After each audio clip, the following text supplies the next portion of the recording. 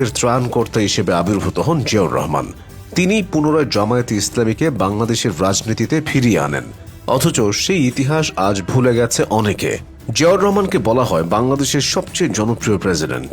2004 সালে বিবিসি বাংলা পরিচালিত সর্বকালের সর্বশ্রেষ্ঠ বাঙালি জরিপে 20 জন শ্রেষ্ঠ বাঙালির মধ্যে জিয়াউর রহমানের নাম 19 নম্বরে ছিল। তিনি ছিলেন বাংলাদেশের 8ম রাষ্ট্রপতি, প্রাক্তন সেনাপ্রধান এবং একজন বীর মুক্তিযোদ্ধা।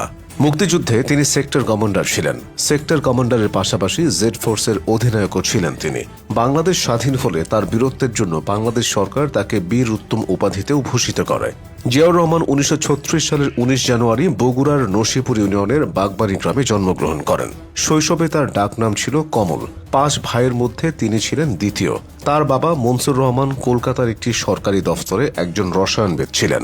1947 সালে দেশভাগের পর তার বাবা পশ্চিম পাকিস্তানের করাচিতে চলে যান। সেখানেই বড় হয়ে ওঠেন জিয়াউর রহমান।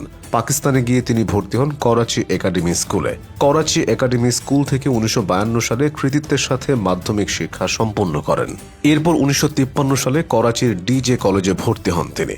শিক্ষাজীবনে উর্দু ও ইংরেজি ভাষায় পড়াশোনা করার কারণে তিনি বাংলায় কথা বলতে পারলেও সাবলীলভাবে বাংলা লিখতে ও পড়তে পারতেন না। পড়াশোনা শেষে 1953 সালে তিনি পাকিস্তান সেনাবাহিনীর ক্যাডেট অফিসার হিসেবে যোগ দেন। এরপর 1955 সালে সেকেন্ড লেফটেন্যান্ট হিসেবেও পদোন্নতি পান। করাচিতে 2 বছর থাকার পর 1957 সালে তিনি ইস্ট বেঙ্গল রেজিমেন্টে চলে আসেন। এরপর জিয়াউর রহমান 1959 থেকে 64 সাল পর্যন্ত পাকিস্তান সেনাবাহিনীর গোয়েন্দা বিভাগে কাজ করেছেন। 1960 সালে পূর্ব পাকিস্তানের দিনাজপুর শহরের মেয়ে খালেদা খানমের সঙ্গে জিয়াউর রহমানের বিয়ে হয়। সেই খালেদা খানমই আজকের বেগম খালেদা জিয়া। 1969 সালে তিনি মেজর হিসেবে পদোন্নতি পেয়ে জয়দেবপুরে 2য় ইস্ট বেঙ্গল রেজিমেন্টের সেকেন্ড ইন কমান্ড পদের দায়িত্ব নেন এবং প্রশিক্ষণের জন্য জার্মানি যান। এর পরের বছরে জিয়াউর রহমান দেশে ফিরে আসেন। তারপর শুরু হয় মুক্তিযুদ্ধ। 1975 সালের 15 আগস্ট শেখ মুজিবুর রহমান হত্যাকাণ্ডের পর বাংলাদেশের রাজনীতি ও সেনাবাহিনীতে নানা অঘটন এবং বিশৃঙ্খলা চলতে থাকে। এদিকে জিয়াউর রহমানও ধীরে ধীরে সেনা প্রধান হন। এইসব অস্থিরতা ও জনগণের আশার প্রতিফলন হিসেবে জিয়াউর রহমান ক্ষমতা গ্রহণ করেন। তিনি বাংলাদেশকে একদলীয় শাসন ব্যবস্থা থেকে বহুদলীয় রাজনীতিতে ফেরান। তার হাত ধরেই জন্ম হয় আজকের বিএনপির। বাংলাদেশি জাতীয়তাবাদ বাস্তবায়নে প্রত্যক্ষভাবে জনসাধারণকে সম্পৃক্ত করেছিলেন জিয়া। খাল খনন, গণশিক্ষা, গ্রাম সরকার, ভিডিপির মতো বিভিন্ন কর্মসূচিতে নাগরিকদের সরাসরি যুক্ত করেছিলেন তিনি। গ্রাম বা গণমানুষকে নিয়েই তার রাজনীতি ছিল। বাংলাদেশ স্বাধীন হবার পরে 1972 সালে ধর্মভিত্তিক রাজনীতি নিষিদ্ধ হয়েছিল, কিন্তু জিয়াউর রহমানের বহুদলীয় রাজনীতি ফিরিয়ে আনেন। ধর্মভিত্তিক দলগুলোকে আবার রাজনীতি করতে দেন তিনি। জিয়াউর রহমানের শাসনামলে বাংলাদেশের পররাষ্ট্রনীতি ভারত ও রাশিয়ার বলয় থেকে বেরিয়ে আসে। এমনকি জিয়াউর রহমানের শাসনামলেই মুসলিম বিশ্বের সাথে বাংলাদেশের সম্পর্ক ঘনিষ্ঠ হয়। তবে সব দেশ তাকে ভীষণ মান্য করত। রাজনীতির পাশাপাশি তিনি সামাজিক, অর্থনৈতিক ও সাংস্কৃতিক অগ্রগতিকে গুরুত্ব দিয়েছিলেন। তার সময়ে 21 ও স্বাধীনতা পদক প্রদান করা শুরু হয়। জাতীয় লোকসঙ্গীত উৎসব, জাতীয় নাট্যোৎসব, জাতীয় বার্ষিক চারুকলা প্রদর্শনী, বেতার টিভির সম্প্রসারণ, রঙিন টিভির সম্প্রচার, জাতীয় চলচ্চিত্র পুরস্কার শুরু করার সহ বহু সামাজিক, সাংস্কৃতিক ও অর্থনৈতিক কার্যক্রম চালু করেন। 1981 সালের 30 মে চট্টগ্রামে এক সামরিক অভ্যুত্থানে জিয়াউর রহমান নিহত হন।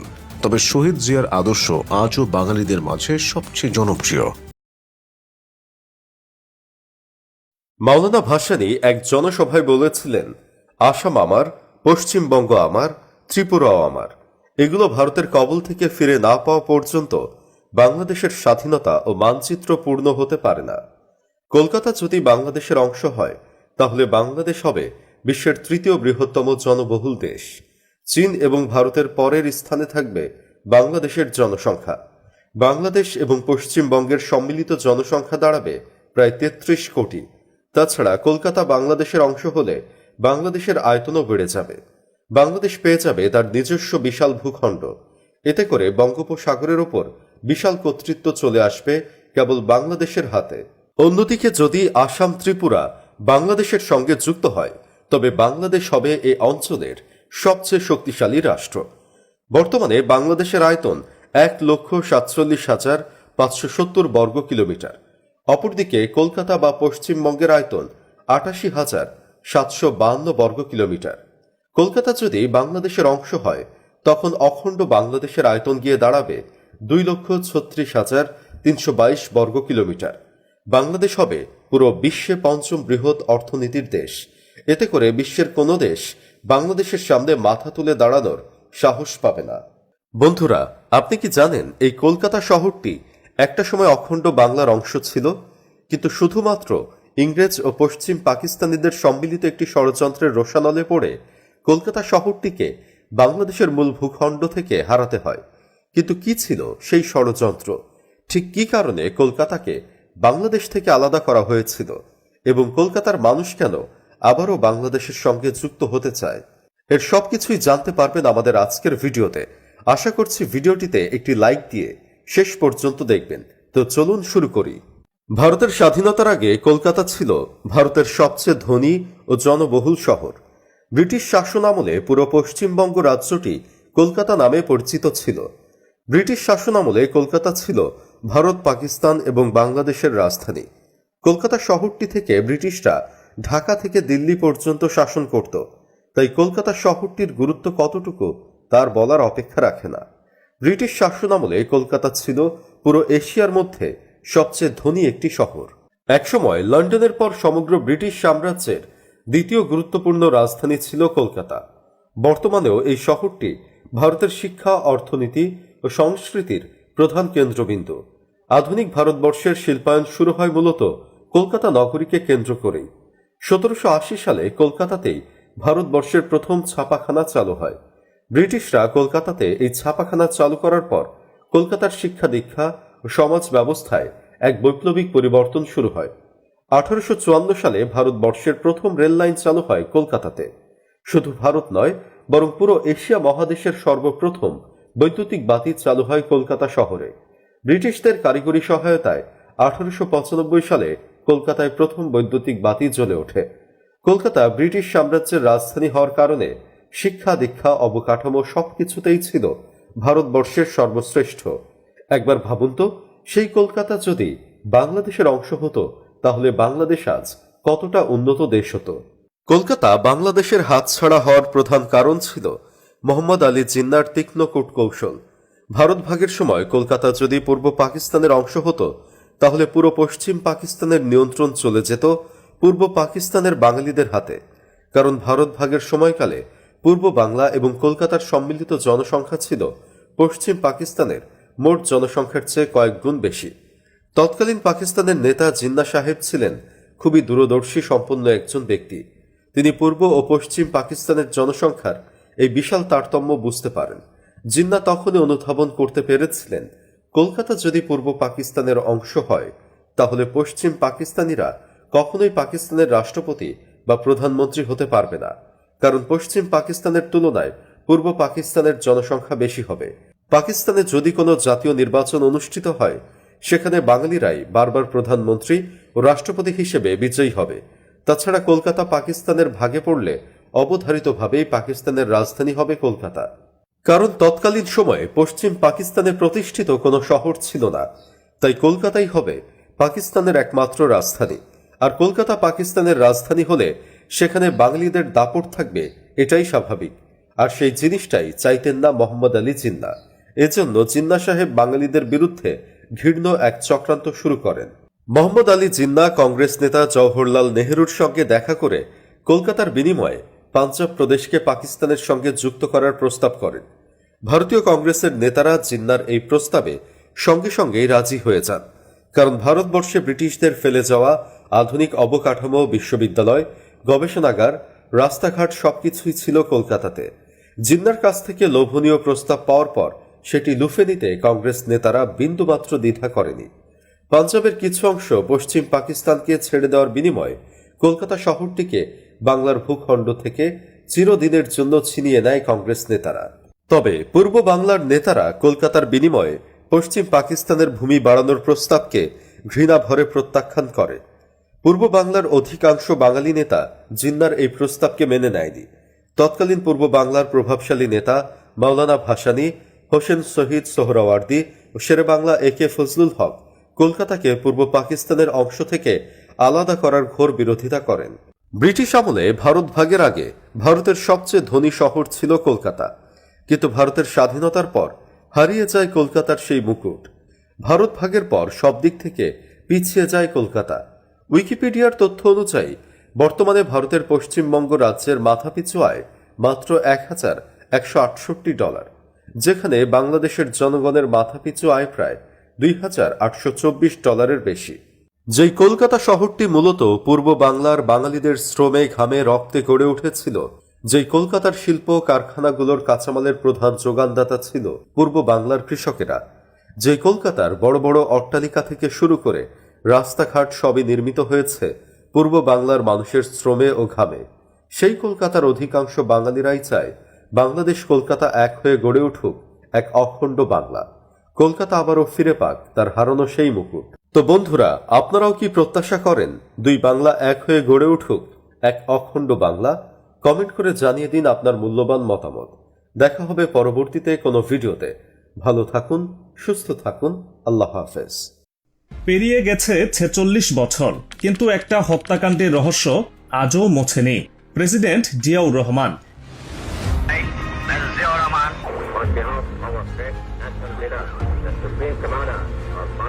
তার হত্যাকাণ্ড নিয়ে বছরের পর বছর ধরে চলেছে নানা জল্পনা কল্পনা, তৈরি হয়েছে অসংখ্য তত্ত্ব, কিন্তু বেশিরভাগ গবেষকের সন্দেহের তীর সবসময় ভারতের দিকেই থেকেছে। দাবি করা হয় জিয়া হত্যাকাণ্ডের পেছনে গোপনে কলকাঠি নেড়েছিল ভারতের গোয়েন্দা সংস্থা র। কিন্তু কেন, কি এমন করেছিলেন জিয়া যার জন্য ভারতের টার্গেটে পরিণত হয়েছিলেন তিনি?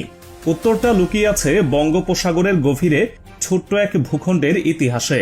সেই ভূখণ্ডের নাম দক্ষিণ তালপট্টি দ্বীপ, যে দ্বীপ নিয়ে ভারতের সাথে সরাসরি বিরোধে জড়িয়েছিলেন জিয়া। আর বিস্ময়করভাবে এই বিরোধের মাত্র 10 দিনের মাথায় তাকে নির্মমভাবে হত্যা করা হয়। কি ঘটেছিল সেই দ্বীপে, কেমন বিরোধ ছিল সেটি, আর কিভাবে জিয়ার হত্যাকাণ্ডের সাথে জড়িয়ে আছে রয়ের নাম, চলুন জেনে নেওয়া যাক।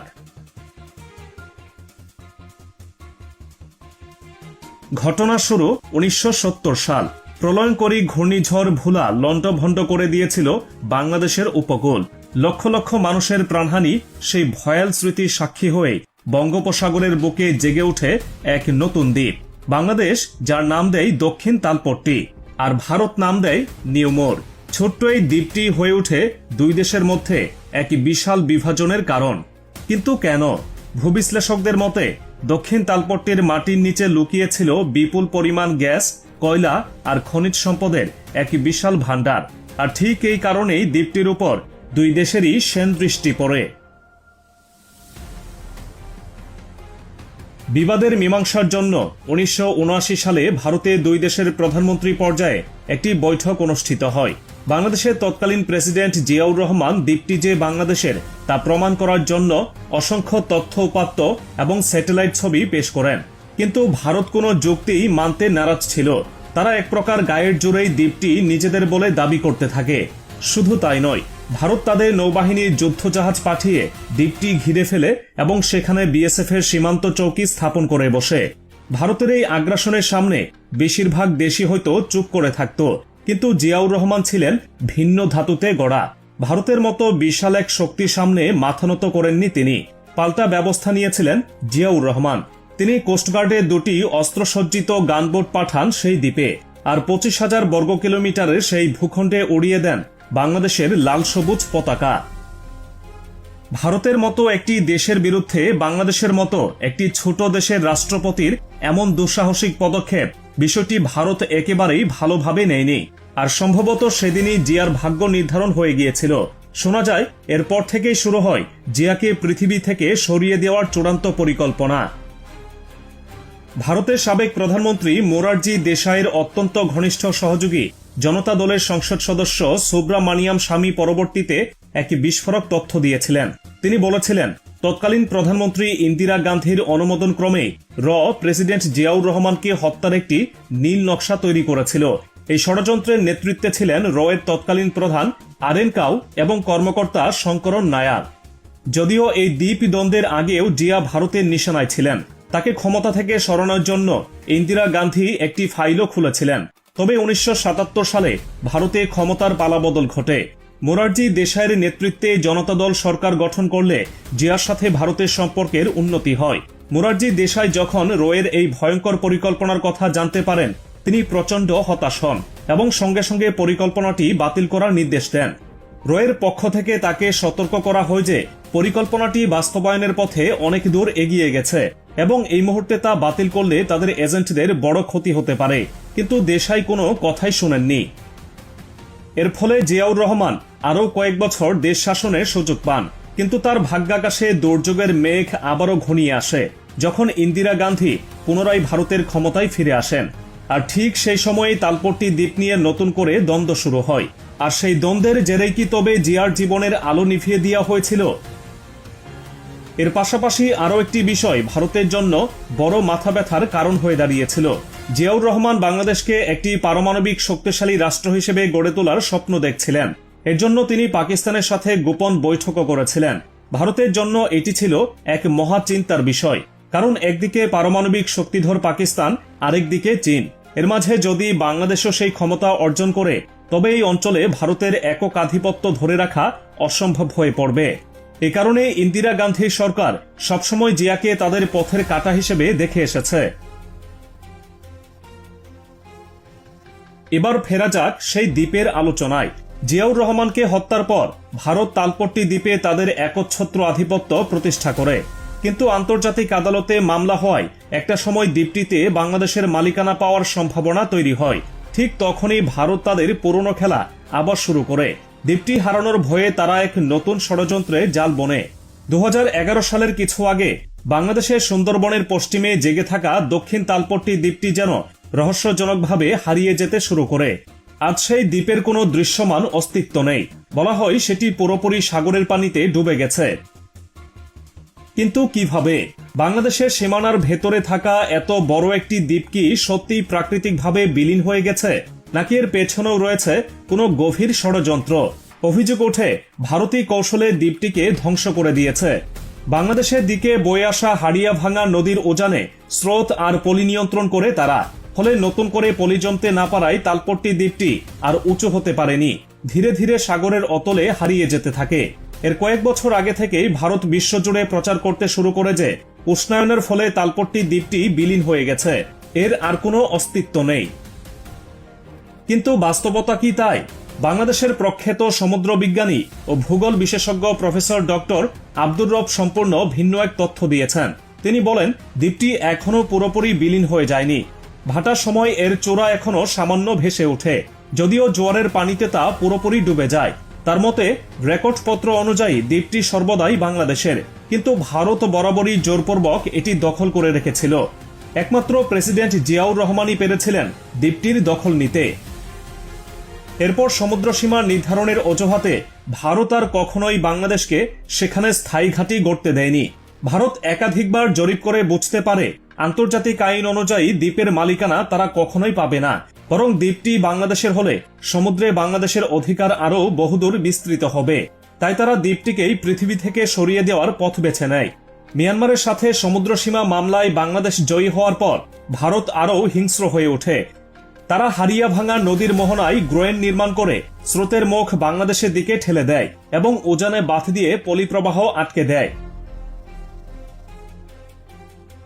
কিন্তু একটি ছোট্ট দ্বীপের জন্য ভারত এত গুরুত্ব দেন কেন? নৌবাহিনীর সূত্রে জানা যায় সাতক্ষীরার শ্যামনগর আর পশ্চিমবঙ্গের বসিরহাটের মাছ দিয়ে বয়ে যাওয়া হাড়িয়াভাঙা নদীর মোহনা থেকে মাত্র 2 কিলোমিটার দূরে পুরোপুরি বাংলাদেশের অংশে এই দ্বীপটির অবস্থান।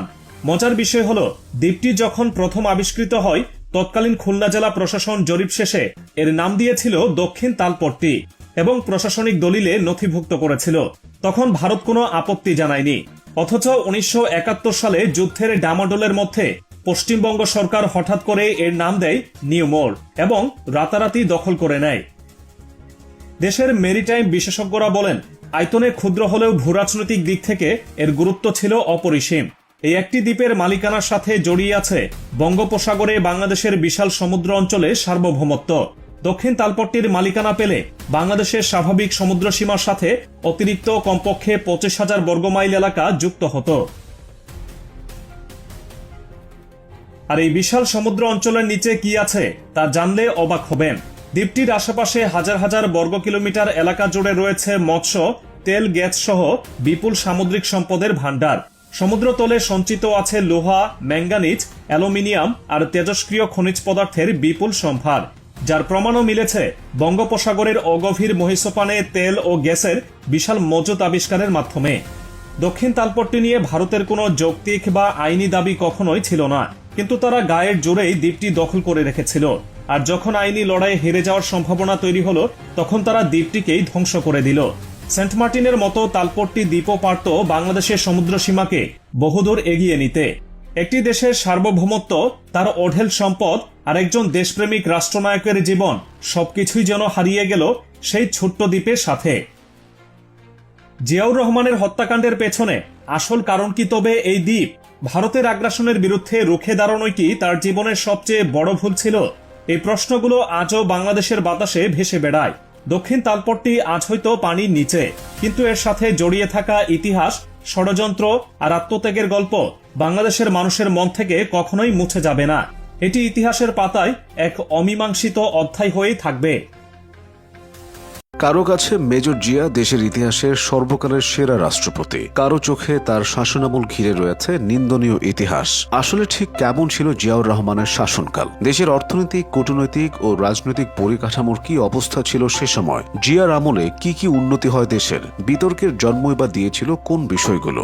জেনারেল জিয়াউর রহমান ক্ষমতা এসে বাংলাদেশের রাজনীতি, অর্থনীতি এবং কূটনীতিতে বেশ কিছু মৌলিক বাঁকবদল ঘটান। আগে বাংলাদেশের সংবিধানে জাতীয়তাবাদের ভিত্তি ছিল বাঙালি। জিয়াউর রহমানই সর্বপ্রথম সংবিধানে বাংলাদেশি জাতীয়তাবাদের ধারা যুক্ত করেন। জিয়া বিশ্বাস করতেন এদেশে বহু ধর্ম, বর্ণ ও গোত্রের মানুষ বসবাস করে বলে শুধু ভাষা কিংবা সংস্কৃতি অনুসারে নয়, বরং ভূখণ্ডের ভিত্তিতে জাতীয়তাবাদ নির্ধারণ করা উচিত। তার এই জাতীয়তাবাদী নীতির ফলে দেশের সকল ধর্ম, বর্ণ ও আদিবাসীর আপামর জনগোষ্ঠী বাংলাদেশী হিসেবে একক পরিচয় লাভ করে। গ্রামের দরিদ্র মানুষ ও কৃষকরা তাকে প্রচন্ড ভালোবাসত। কৃষিকে এগিয়ে নেওয়ার লক্ষ্যে জিয়া দেশ জুড়ে খাল খনন কর্মসূচি শুরু করেছিলেন। 1980 সাল নাগাদ সারা দেশে 180 লাখ একর কৃষি জমিকে সেচ প্রকল্পের আওতায় আনা হয়। শুষ্ক মৌসুমে জমিতে পানি পেয়ে দেশের খাদ্য উৎপাদন অতীতের সকল রেকর্ড ভেঙে যায়। পাশাপাশি পাটের ন্যায্য মূল্য নির্ধারণ, বন্যা নিয়ন্ত্রণে যথাযথ উদ্যোগ গ্রহণ, কৃষকদের জন্য বিনা জামানতে বিশেষ ঋণ প্রকল্প বাস্তবায়নের মাধ্যমে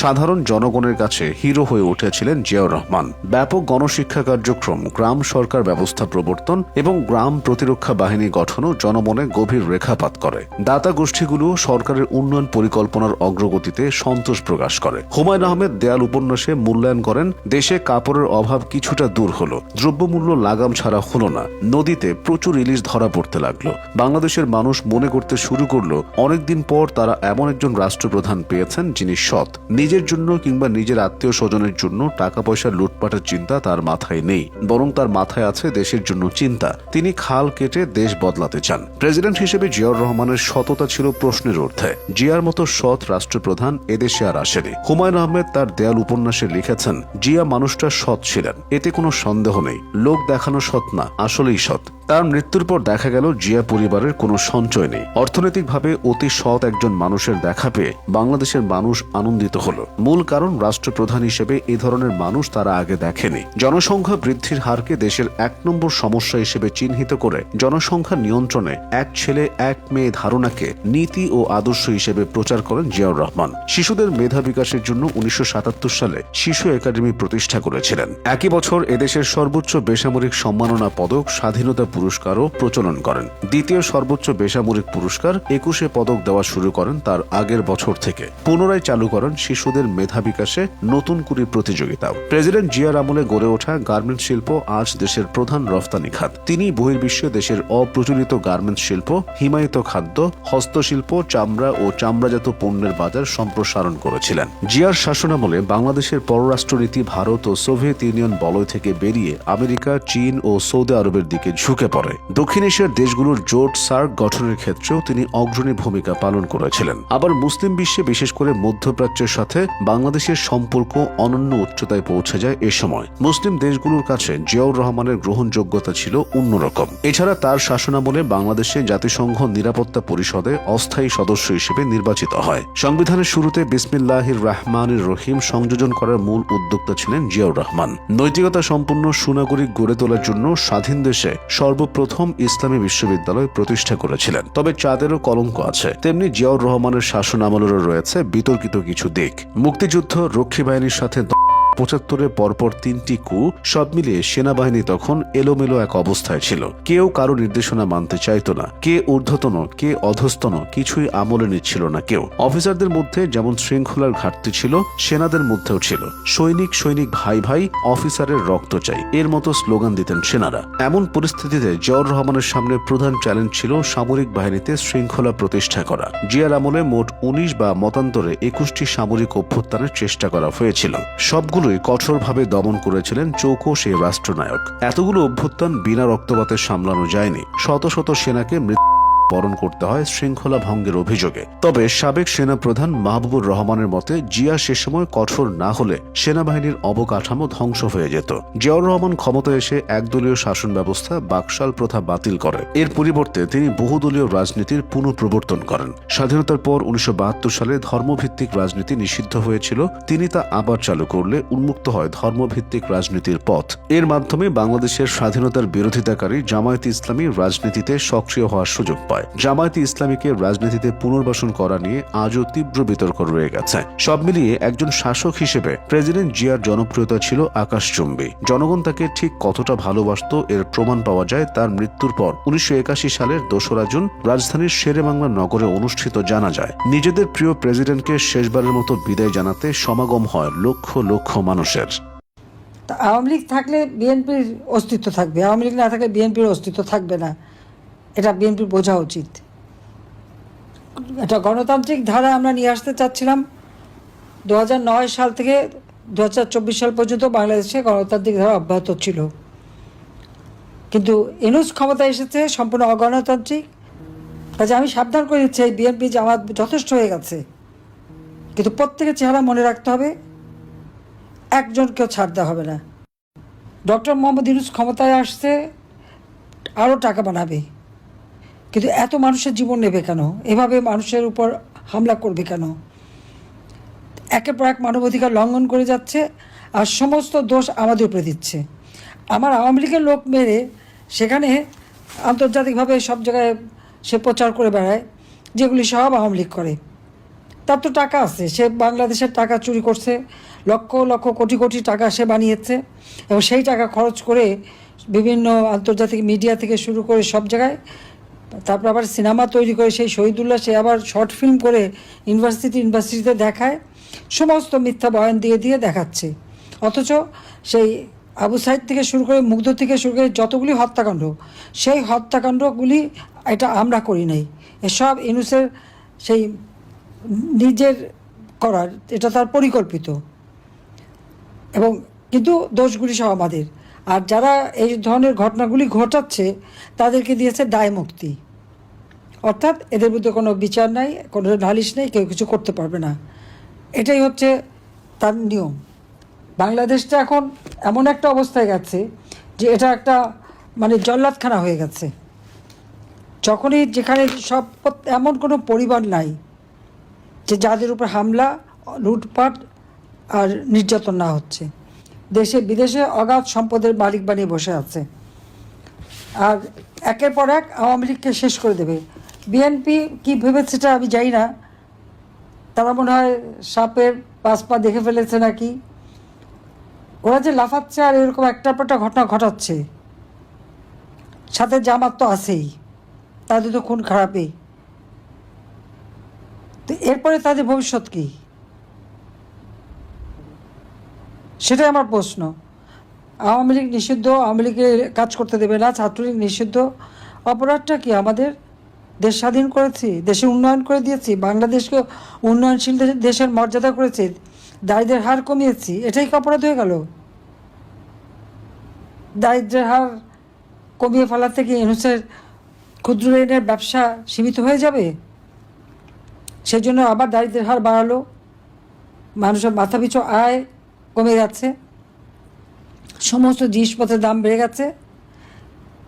চাল ডাল তেল লবণ তরি তরকারি মাছ মাংস সব কিছুর দাম বেড়েছে, আর দাম কমে গেছে শুধু সাধারণ মানুষের। লাশ ফেলবে, কারণ লাশ ফেলে সরকারে আসা। 2024 সালের 15 জুলাই থেকে লাশ ফেলতে শুরু করেছে ইউনূস, তার মেটিকুলাস ডিজাইনের অংশ। এবং সত্য কথা তো বেরিয়ে যায়, তো রাখতে পারে না।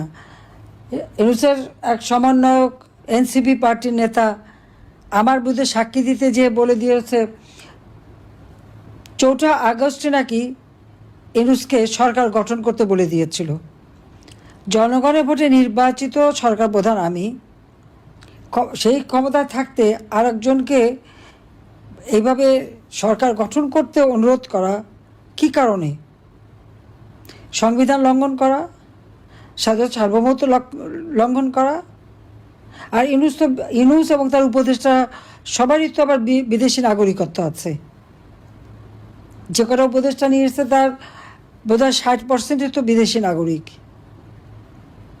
আর ইউনূস নিজেরও তো বাংলাদেশে একটা পাসপোর্ট তার আছে, কিন্তু সে কোথাকার নাগরিক সেটা তো আমরা জানি, একেবারে জানি না তা তো না। যত টাকা সব বিদেশেই তার বিনিয়োগ, বাংলাদেশে না। বাংলাদেশে মানুষের জন্য কখনো কিছু করবে না। আর সেই লোকটা শ্রমিকের অর্থ আত্মসাৎকারী, দণ্ডিত একটা মানুষ, সাজাপ্রাপ্ত শ্রমিক আদালতে। তার বিরুদ্ধে 6টা মামলা ছিল দুদকের, সব বাতিল। ট্যাক্স ফাঁকি দেওয়ার মামলা 6 আগস্ট যেটা রায় হওয়ার কথা, সব মামলা প্রত্যাহার করে নিয়েছে। কোনো নিয়ম নাই, আইন নাই, আদালত নাই, কিচ্ছু নাই।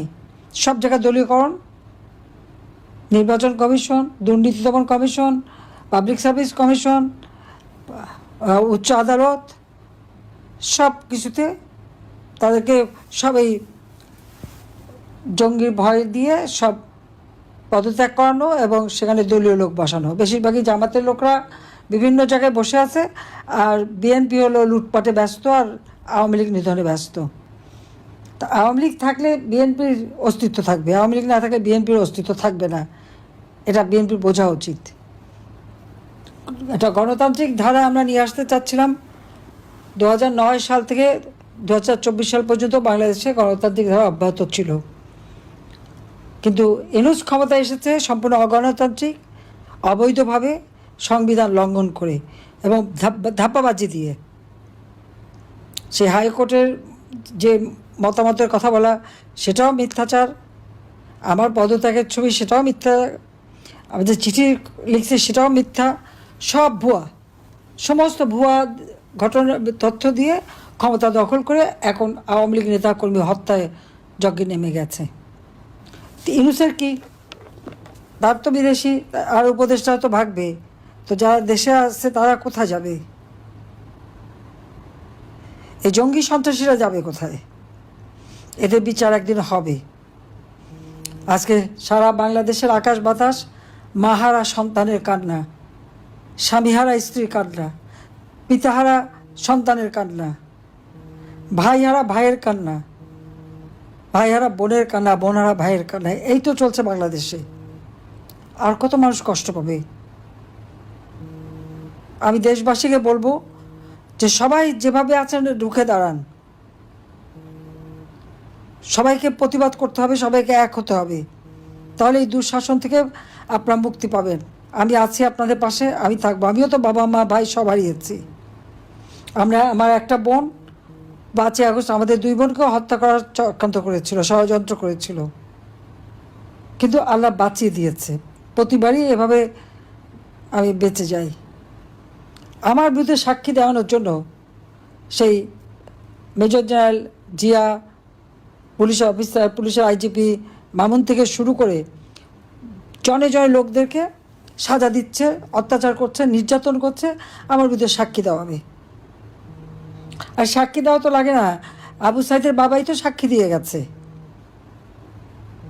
আমি তো আবু সাইদকে হত্যা করি নাই, হত্যা করিয়েছে ডক্টর মোহাম্মদ ইউনূস তার মেটিকুলাস ডিজাইনের অংশ হিসাবে, মাস্টার মাইন্ড দ্বারা। এই জন্যই তো তার বাবাকে সাক্ষী দেওয়ার জন্য যতই শিখিয়ে পড়ে আনে, সে কি বলেছে, আবু সাইদের মাথায় গুলি লেগেছে। আর সারা দুনিয়া দেখেছে আবু সাইদ বুক পেতে দিয়ে গুলি নিয়েছে। তার ডেড বডিতে যদি পুরো ডেড বডিটা লক্ষ্য করবেন দেখবেন সেখানে রাবার বুলেটে সমস্ত শরীর ঝাঁঝরা হয়ে আছে, কিন্তু কোনো ম্যাটার বুলেট কিন্তু সেখানে নাই। কাজে পুলিশ তো এ ধরনের অস্ত্র ব্যবহার করেনি, বরং পুলিশে তার ঢিল মেরেছে, সেই ঢিল মাথায় লেগে তার মাথা কেটেছে, কিন্তু তার বাবা সাক্ষী দিয়ে বলে দিয়েছে। তো এখন ইউনুস কী বলবে? তার সাজানো নাটক মামলার নিজের সন্ত্রাসী, জঙ্গি, দুর্নীতিবাজ, অর্থ আত্মসাৎকারী আর নিজের দায়ভার চাপাচ্ছে আওয়ামী লীগের অগণিত নেতা কর্মীদের উপর, আর আওয়ামী লীগকে একের পর এক অত্যাচার, নির্যাতন। কাজে আমি সাবধান করে দিচ্ছি, এই বিএনপি জামাত যথেষ্ট হয়ে গেছে, কিন্তু প্রত্যেকের চেহারা মনে রাখতে হবে, একজনকেও ছাড় দেওয়া হবে না।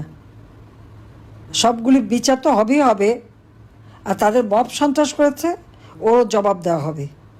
আর যত ঘর বাড়ি যা কিছু পুড়িয়েছে, ভেঙেছে, করেছে, ইনশাআল্লাহ এদের ব্যাপক সম্পত্তি হাজার হাজার কোটি টাকা বানিয়েছে ইউনুসের চালা চামুন্ডারা, ওই সব টাকা এই সমস্ত কম্পানসেশন হিসেবে দিয়ে দেবো সবাইকে।